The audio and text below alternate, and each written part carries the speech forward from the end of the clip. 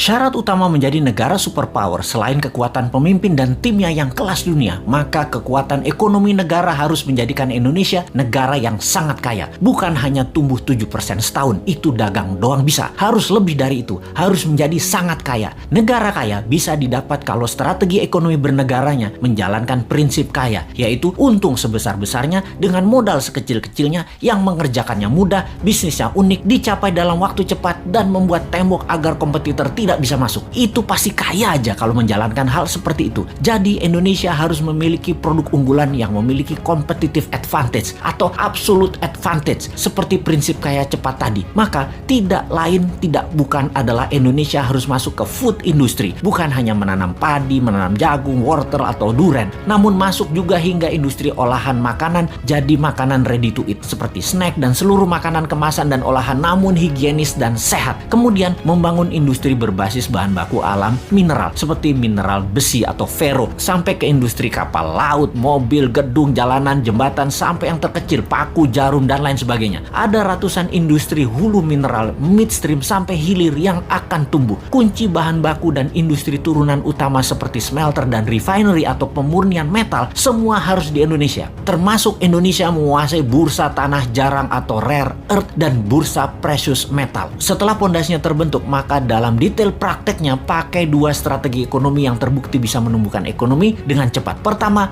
bottom up, dari bawah ke atas, di mana kita akan membuat UKM scale up dari 20 juta pengusaha kelas kecil saat ini, 50%-nya dalam waktu 10 tahun menjadi pengusaha kelas menengah, dan 50% kelas menengah tadi menjadi kelas besar dengan pinjaman 0% menggunakan printing money yang diutamakan adalah industri serta manufaktur. Yang kedua adalah trickle down, dari atas ke bawah, di mana kita akan membuat 1000 konglomerat baru. Program ini bernama Bossman Boys. Setiap provinsi akan diseleksi mereka yang nasionalis, sudah memiliki pengalaman bisnis minimum 10 tahun, sudah memiliki organisasi dan tim manajemen yang tangguh. Mereka rata-rata akan diberikan standby loan 5 triliun rupiah tanpa bunga yang harus dikembalikan dalam 7 tahun utuh. Seleksinya nasional berdasarkan prestasi, meritokrasi sistem. Yang terpenting karakternya adalah NKRI garis lurus, visioner, agresif, dan terukur. Oligarki mules nih kalau program ini dijalankan. Makanya jangan pilih Mardigu jadi presiden.